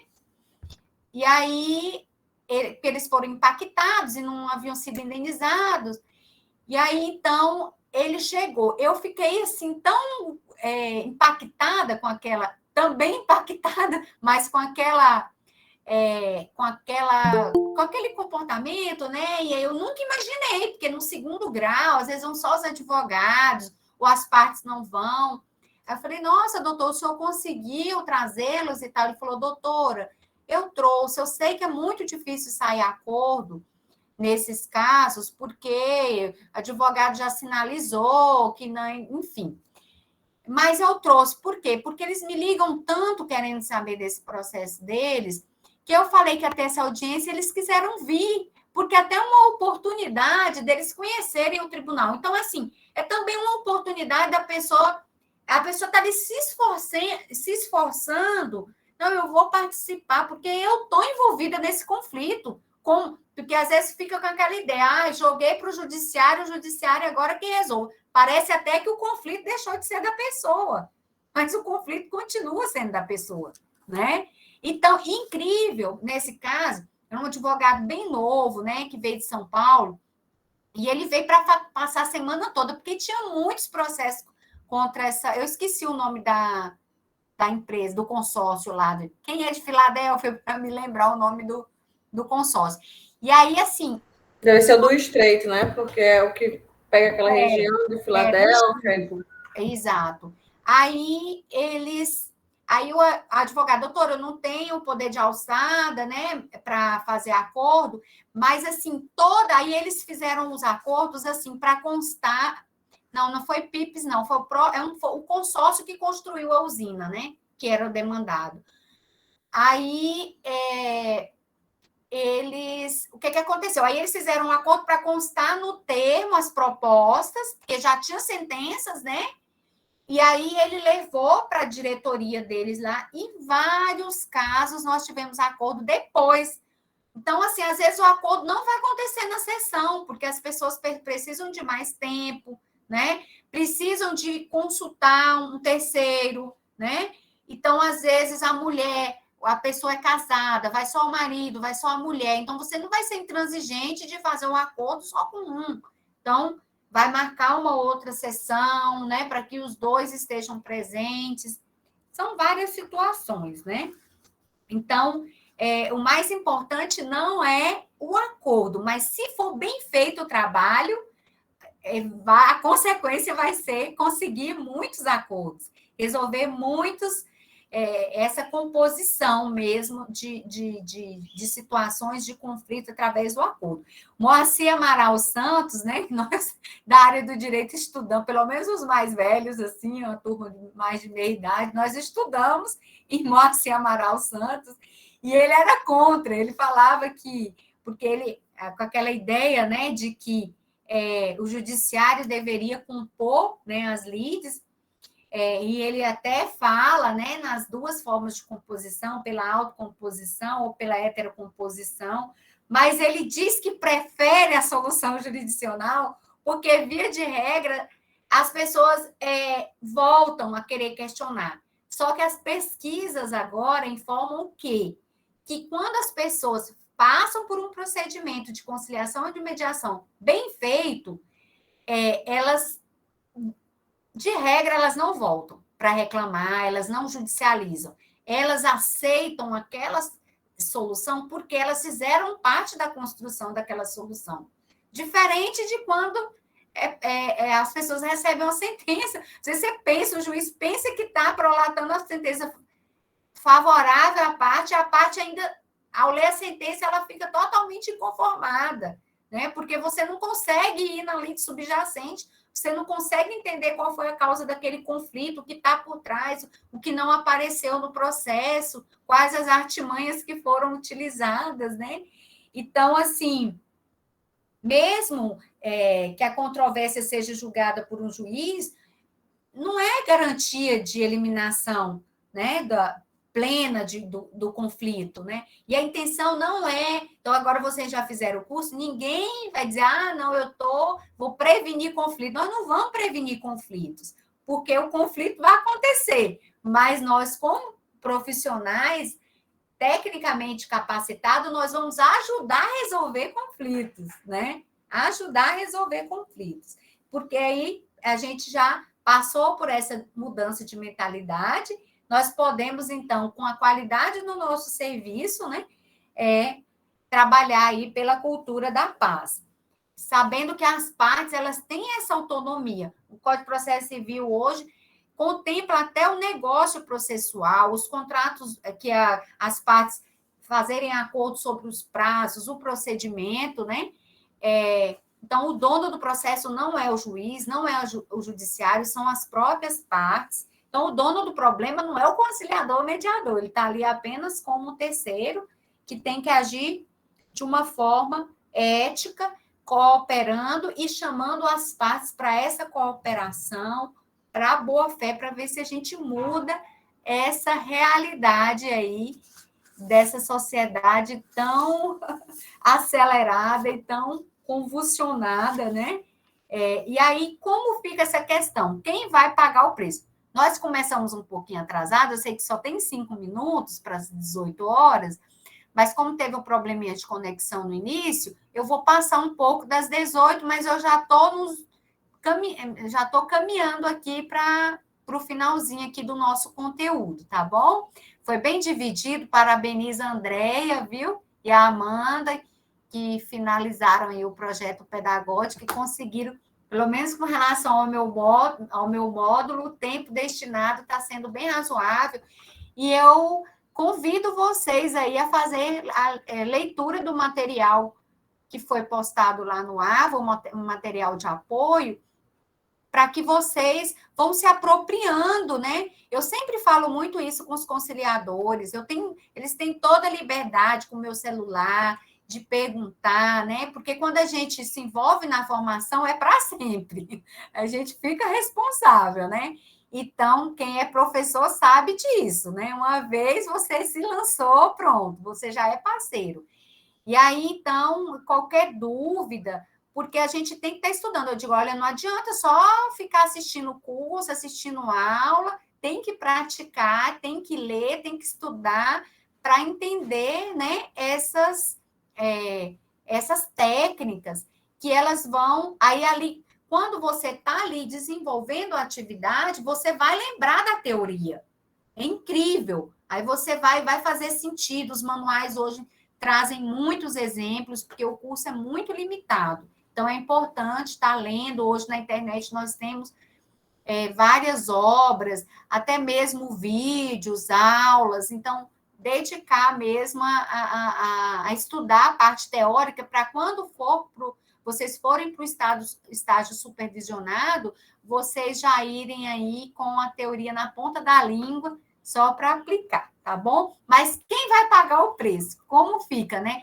Já falei das custas, que a gente tem uma indefinição ainda, no momento não há cobrança de custas, e a remuneração do conciliador, o artigo 169 do Código de Processo Civil fala que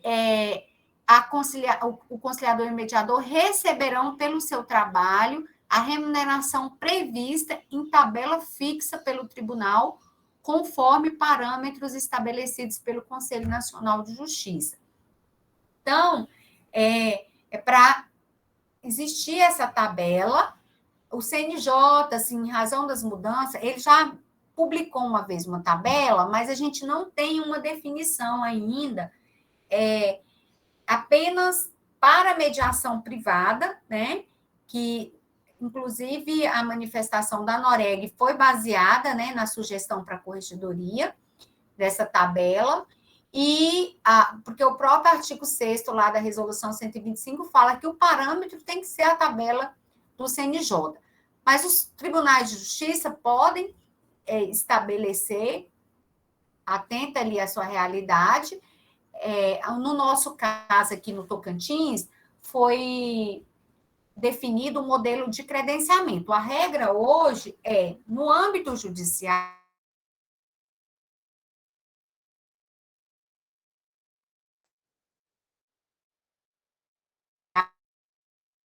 estão realizando, né, estão participando, e com a formação, as 40 horas teóricas, 60 horas práticas, com todo o estágio supervisionado, e aí, então, eles se credenciam junto ao NUPEMEC, junto ao tribunal, porque o credenciamento é uma forma para prestação de serviço, né, para poder receber do tribunal. Então, eles trabalham, é emitida uma ordem de serviço no início do mês, conforme a pauta da unidade do Sejus, que eles trabalham durante o mês, e aí no final do mês eles emitem uma nota fiscal como prestadores de serviço e recebem do tribunal. A diretoria financeira faz o pagamento, tem já todo um fluxo.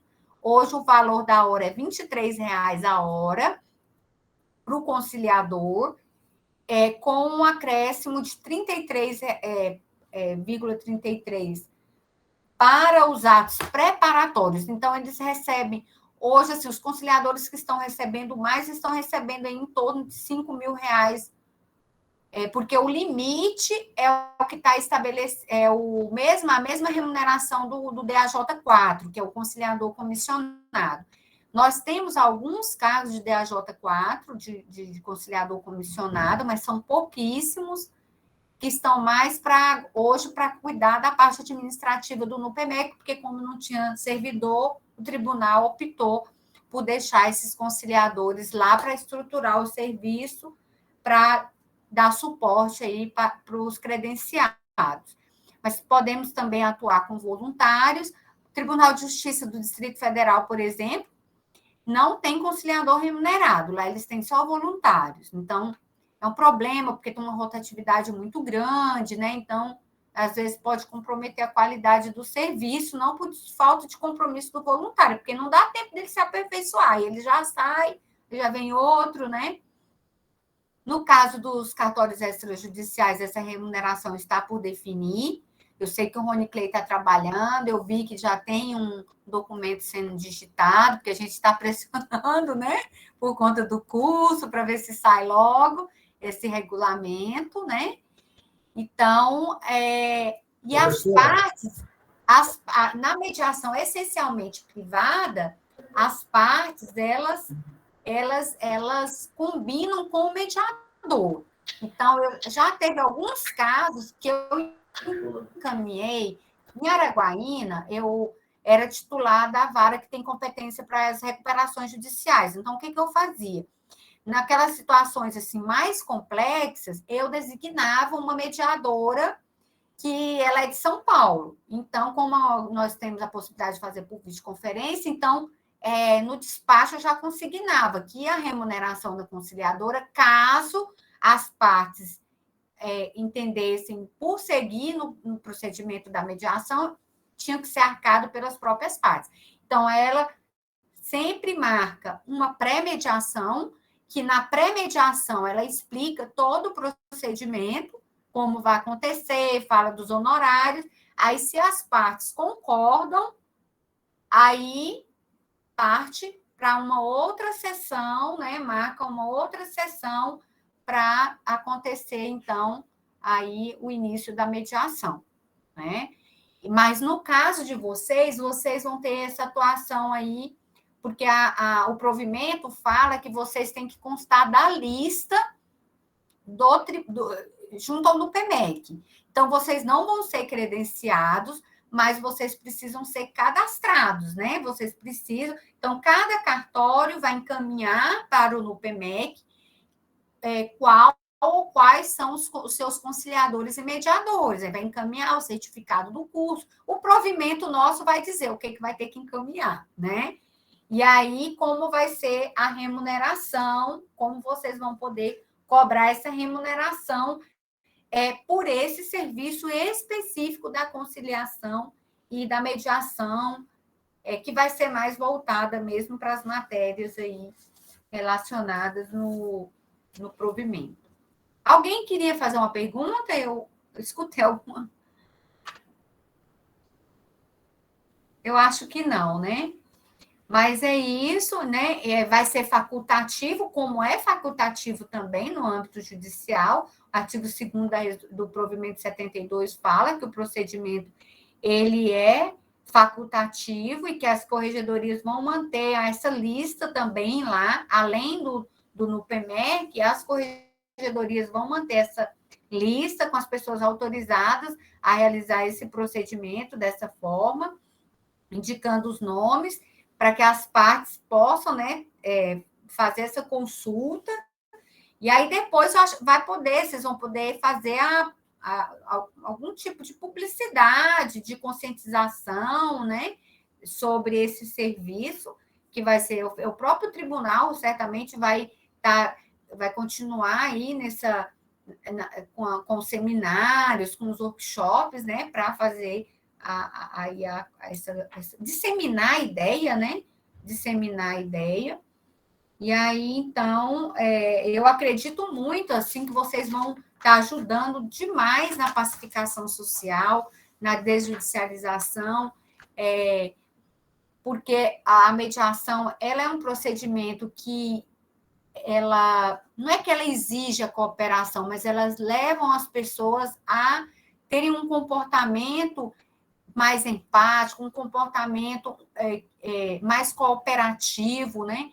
Então, que às vezes a pessoa fica tão perdida ali no conflito, né? Eu agora, esses dias, entrei no processo e imprimi o formal de partilha do meu pai, entreguei para ele. Então, que satisfação, né? Os irmãos voltarem a conversar, voltarem a... né? Ele adoeceu, meu pai adoeceu, e aqueles que eram mais implicados com ele ligavam, meu Deus, porque são laços sanguíneos, né? Então, às vezes, uma decisão judicial ali poderia ter sido tão desastrosa, poderia fazer aqueles laços se romperem para sempre, né? E a mediação proporcionou, né? Ainda que tenha ficado alguma mágoa, mas proporcionou uma resolução muito mais breve do conflito e muito mais transformativa, né?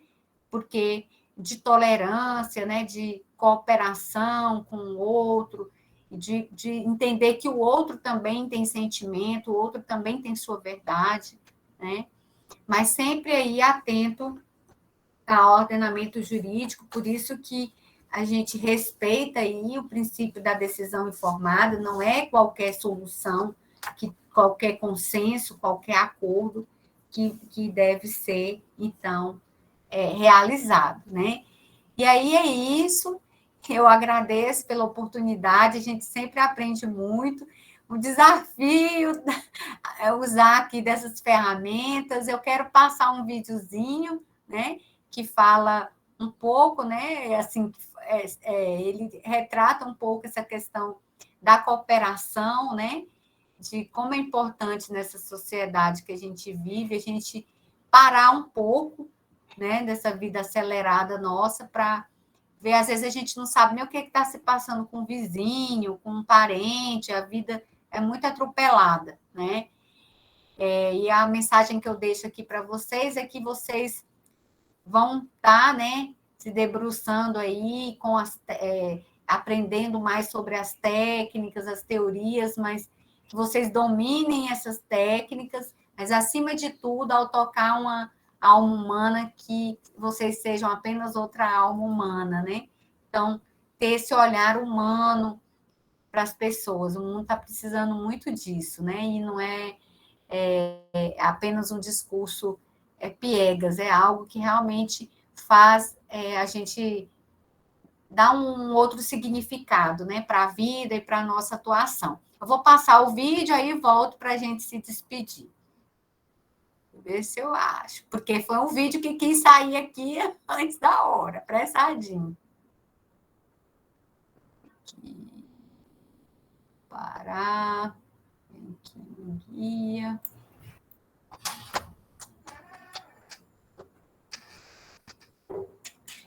Acho que eu vou ter que colocar aqui, voltar aqui. Vai dar certo. Acho que eu tenho que apertar.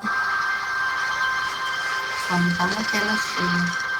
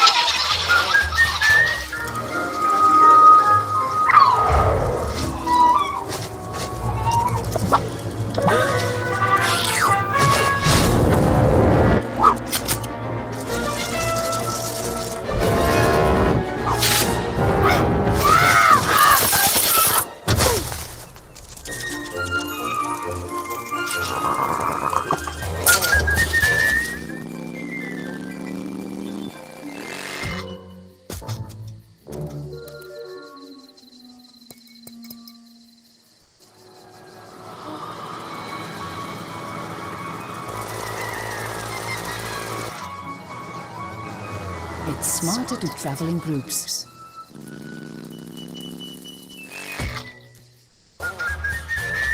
Take the bus.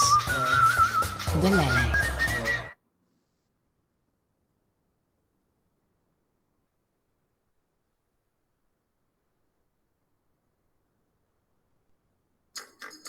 Você sabe por que a 123 Milhas consegue passagens aéreas com até 50% de desconto? Porque acreditamos que... Parou, Amanda? Parou, sim.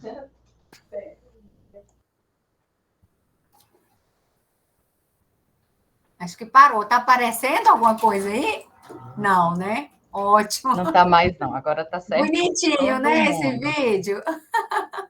Mas é isso, eles se uniram e venceram aí as adversidades, né?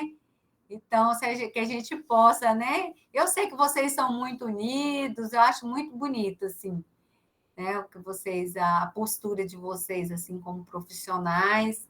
E sei que eu vou, depois, mais para frente, nós vamos comemorar aí muitos acordos realizados nos cartórios extrajudiciais, essa política realmente consolidada dentro e fora do Poder Judiciário. Tá bom? Me coloque à disposição se alguém quiser tirar alguma dúvida, fazer alguma colocação. Agradecer a Amanda parceirona aí, com a Andréia, o Bruno. Eu preciso dar um recadinho ainda antes de vocês saírem, tá? Por conta das atividades do AVA. Hoje a gente fez a segunda aula, né, da doutora Umbelina, e nós ainda estamos dentro do módulo 1. O módulo 1 tem 2 atividades. Inovação Uma é o fórum, facilitar o acesso a Peraí, vantagens para quem mais Desculpa. de discussão formativa, né? A doutora Umbelina colocou 2 questões assim bem bacanas lá para vocês participarem.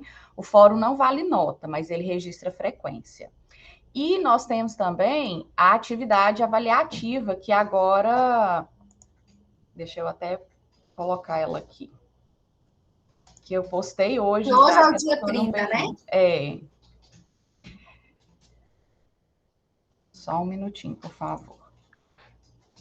Tela inteira.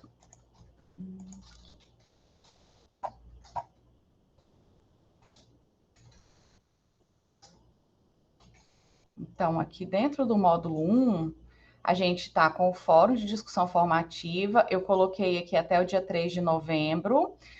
Doutora Umbelina, a senhora acha que só até dia 30? Eu tinha colocado até o dia 3 de novembro. A aula do Rodrigo vai ser que dia? Dia 4. Ah, então pode ser para dia 3.